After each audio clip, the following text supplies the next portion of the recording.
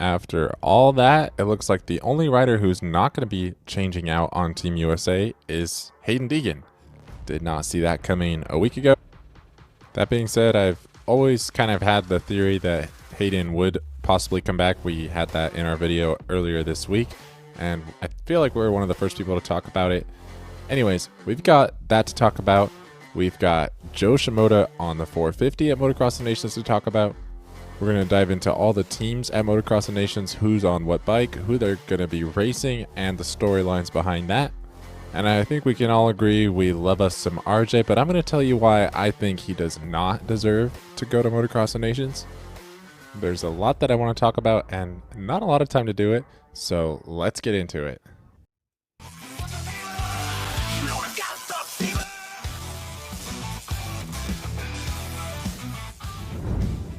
All right, so the first thing we're going to talk about is Joe Shimoda on the 450. Now, this is pretty cool. We've known for a while now that he was going to be racing for Japan at the Motocross of Nations. Originally, he had speculated that he didn't really think he was even going to be fit to go. But anyways, he is going to be going. He's racing in the MX Open class, and we'll talk a little bit more about that when we dive into all the teams. But it's really cool to see Joe on the 450. I think Joe gained himself a lot of fans last weekend, and I think we're also all pretty excited to see what he can do this weekend. Next, I kind of want to set some things straight. As far as our lineup for Team USA, obviously Chase Sexton is going to be out. Now, I just want to mention that he is recovering from a concussion as well as a banged up shoulder.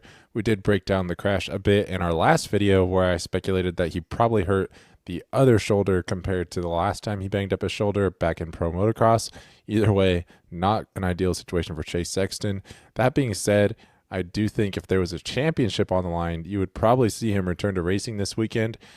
But given all the problems he's been having with the bike, or whatever you want to call it, he's just had a very rough season, and I think he's happy to exit the team. We've already seen him unfollow KTM, so things are clearly over and done with there. Whether he's healthy enough or not, he's obviously not racing. Now, I would speculate that he probably could, but I really don't blame him for not wanting to race Motocross of Nations if that is the case, because I probably wouldn't want to either at this point. So with that being said, we're going to see Eli Tomac take over the role as team captain. So he will be rocking the number 4 bike. And then RJ Hampshire is likely going to be on the number 6 on the Husqvarna. So that'll be interesting to see. Hayden Deegan is also slated to keep his normal slot as long as he can ride this week coming up and feel decent. They're going to have him line up for Motocross of Nations, just like we talked about earlier this week. That being said, he is being backed up by Justin Cooper, who is doing his best to prepare and was initially told that he had the slot. Now, between this caption that he put on his Instagram where he kind of talked about it and what he says, you can read between the lines. He's pretty upset. Justin Cooper is, as far as this whole thing, but I'm just going to let this play for those of you that have not heard it. What's up, guys? Just wanted to give everyone a quick update about Motocross of Nations. As of Sunday morning, I got invited to be on the team, whether it be MX2 or Open. And yeah, told them I was all in, changed my plans. Here back in Tallahassee now, and yeah, as of a few days ago, the plan was to either race the 450 or replace Hayden on the 250, given he's not ready. As of now, the update is I've turned into the backup rider for the 250 class. So a little bit hard to swallow my pride there, but I felt like it would be the wrong thing to do if I were to back out completely. So as you could tell, he's not stoked. And I'm taking a little bit of liberty here, but to kind of paraphrase what I feel like he's thinking is like, dude, you guys told me that you needed me. You came to me first before RJ, before anybody else, and I was like, yeah, I'm all in. Canceled my vacations, canceled everything. I'm your guy. I'll be there. Say no more. So not only that, but we've seen Justin Cooper come through and help us get the win before at Motocross Nations, so we know he can do it. Anyways, all that set aside, he's like, all right, cool. I'm going to Motocross Nations. I got to focus in, got to lock in. I don't know if I'm going on the 450 or the 250. So, anyways, the next best pick shifts over to be RJ Hampshire. And RJ's pretty much like, yeah, cool, I'll go, but not on a 250, dude. Those days are behind me. I'll stay home. I'm not doing a 250. I hate the 250 or whatever. I'm paraphrasing for RJ. I wasn't in the room, obviously, but we know he refused to ride the 250. So, okay, J Coop, yeah, we're going to put you on the 250, RJ on the 450, and that's what we're going to do. So now that J Coop is over here on the 250 roll, it comes out that Hayden is in fact going to want to try to race Motocross Nations, and J Coop essentially ends up getting put on the back burner, even though, from what I understand, he was actually the first choice of Mike Pelletier as far as the first guy to back anybody up, which rightfully so. He's your number one seed of the season. We've seen him be really successful in the recent years at Motocross Nations, and RJ has beaten him plenty of times in motocross this year, but overall, I think that you could make an argument at least that J Coop is better than RJ right now. So I really feel for J Coop, and I have a lot of respect for the way he handled this. He came out and told us the truth, which we didn't used to get a lot of that in our sport. So that's the first thing.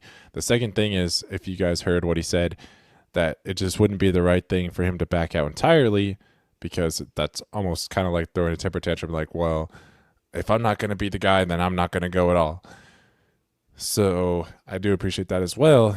All that being said, I do have a little bit of feelings. Now, I agree RJ shouldn't go back to the 250. I don't think that would have been the right thing.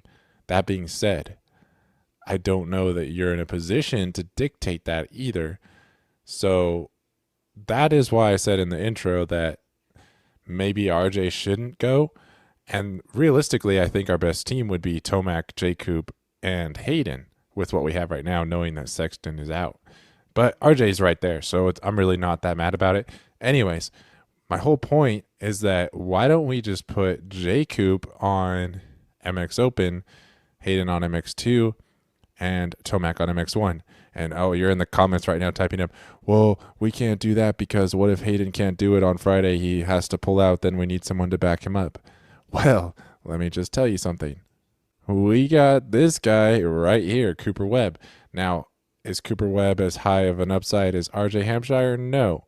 But if he gives us the opportunity to likely send J Coop, Hayden, and Eli, and Cooper Webb has to be Hayden's backup, then sorry, RJ, if you're not willing to be more flexible, this is our plan. Now, obviously, this is not the plan, but I'm just saying I think this would have been a better plan strategically, especially when J Coop was your first choice. You should have just stuck to that. Cooper Webb came right out here and said, hey, I'll go. We saw him do it last year. He dropped down to the 250, and he did fine. Now, wasn't anything spectacular, but it was good enough, and he could have done something good enough again. And realistically, Hayden's not going to pull out. He's going to race. All of that being said, I am really excited to see the matchup with RJ Hampshire at Motocross Nations. He's going to be going against a lot of really good guys in the MX Open class, like Joe Shimoda, like Hunter Lawrence, and many other, which we will talk about in just a little bit. And I'm not upset that he's going at all. I'm just saying that ideally, with what we have left, I do think there's a little more upside with J Coop, and the fact that he was approached first, I just feel like he should at least have that spot. So definitely a tough call. All that being said, I really feel for J Coop. Now, as far as the absolute whirlwind that is Hayden Deegan, you could say a lot of things about Hayden and the situations that he's caused over the years and over this last couple of weeks. But one thing you cannot say is that it's not fun to watch, because whenever he does stuff, it is so entertaining. So I'm not advocating for the things that he did that were probably over the line, but that being said, I'm so excited to see what he can do at Motocross Nations. I'm not advocating for him to go out there and knock anybody over, but before all this happened, I was speculating that he's probably a podium guy, at least when he races the MX Open class. And could we see somebody do something similar to what RV did in 2007?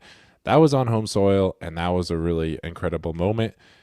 I don't know that we'll ever see something like that again, but I did think that this is probably the best shot we've had at something like that. So I don't know that we're going to see the full Hayden Deegan upside, even with him probably being pretty ready to go.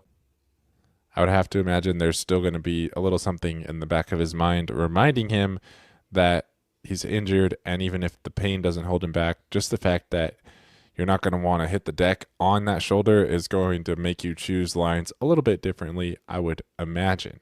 So we'll have to see how that goes. But anyways, it's going to be great to see what he can do.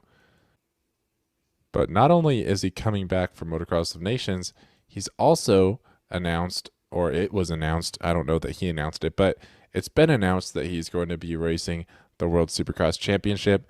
He's going to be going to Buenos Aires, so that should be fun to watch. He's not doing the full series. He's just going to be the wild card, but I don't want to say too much, but anyways, that'll be interesting. He might go in there and mix up the points a bit. I'll just leave it at that. And quickly, speaking of mixing up the points a little bit, I thought Brian Deegan's take on what happened with Pro Circuit was pretty interesting. So if you guys didn't see this already, this is essentially Brian Deegan's take, and feel free to pause it and read it, but I'm just going to kind of summarize it. Essentially what he's saying is that Pro Circuit had Levi take out Hayden to try and get Seth to have a shot at the championship, because by having somebody that is not the guy in the championship do it, even if he's penalized or whatever, it's not going to affect Seth. It's just going to give Seth a chance to close the gap in the points. He says, pretty much think about it. They sent Levi out to kill Hayden, and Seth gets his shot, and it is what it is. Now, I think that's a little bit too elaborate, but it is a fun theory. I'm not sure that you would even be able to plan that Levi would be in a position to take a shot at Hayden. I think it was just something personal, and Levi felt some type of way, so he took his shot. I don't know that it's this deep, but Brian Deegan sure thinks it is. Anyways, focusing back in on the Motocross of Nations, I'm going to pull this front and center here for you guys. So as you could see, the teams are listed with Australia at the top because they won last year, and then we're next, and so on based off of the finishing results last year, and that is how the numbers are assigned. So as you can see, our team right now, we have Tomac with the 4, Hayden on his typical number 5 that's been playing the whole time, and then RJ right there on the number 6. So I'm not going to talk about every single team, but I do want to highlight some things. If you look at Team Australia, obviously Jet and Hunter, they're locked in. They're going to do really good. It's all going to come down to Kyle Webster in MX2 and if he can get one good finish. That being said, if Jet or Hunter have any type of mechanical or tip over in one of their motos, that's really going to put a lot of pressure on Kyle Webster, and that could be one of the paths to where Team Australia could be beaten. But I think at this point they're heavily favored. Now, another thing I want to highlight is the 4th position team, Team Spain, does not have Jorge Prado. So that is definitely a blow for them. And then additionally, right below them, you have Team France, who does not have Tom Vial, who just raced this track early this year and did pretty well. Anyways, Team Germany's looking pretty strong. Obviously, we have Ken Roxon on there. Slovenia's got Tim Geiser. Italy has Antonio Cairoli once again for what feels like the 20th time. So that's great to see. Jumping down the list a little bit further, I just wanted to highlight a few more things. As far as Team Brazil, Enzo Lopes is the team captain over there. I really don't expect him to be able to put together 2 solid motos. He hasn't looked very good in motocross these last couple of years, ever since he's been dealing with those arm issues. As far as Team Canada, they're looking really solid. A lot of really good things can be said about them. Then I also wanted to highlight over here in Team Estonia, Harry Kulas is over there, so that should be fun to watch. But before we get to Team Japan, I wanted to highlight Venezuela. They've got A-Rod and Lorenzo Lucorcio, who have both been pretty solid in pro motocross these last couple of years. Lucorcio especially ended this season pretty strong. Now, to be honest, I really don't know that much about Carlos Badali, but that could be a good little sleeper team to jump up a lot higher than where they are right now.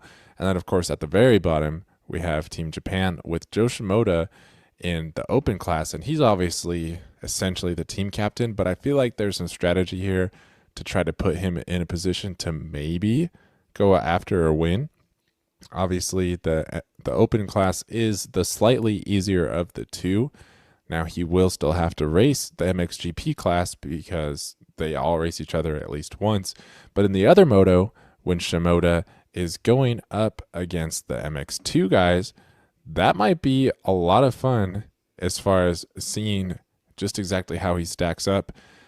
If you guys remember, essentially the heaviest hitters on that list, in my opinion, would be Hunter Lawrence and RJ Hampshire. And they're guys that he's pretty familiar with racing. So that could be a pretty good battle. We know he's been getting good starts, but he hasn't been on a 450. So it's kind of hard to say. All that's to say, that could be something that would be a lot of fun to see how it goes. So keep your eye out for that battle. And then I just want to make it clear for anybody who did not already understand that Hayden Deegan did go in for collarbone surgery to get it plated on Monday. Now, likely he will be racing with some sort of numbing shot, whatever he can do that is legal. And I'm sure that that thing will be pretty stable. Like we talked about earlier this week, Cody Schock already did that the following Saturday last year in Supercross. Now, Supercross is a lot different than two 30+2s on a Motocross of Nations track, but Hayden does have a whole nother week, which is way more than what he had. So I would imagine that will help at least a little bit. That being said, RJ Hampshire definitely could be our weak link, but really all it takes is any one of these riders to tip over or have a bad moto, and it really screws everything up. So anyways, I'm pretty excited for Motocross of Nations. What do you guys think? Thank you guys for watching, and I will see you in the next video.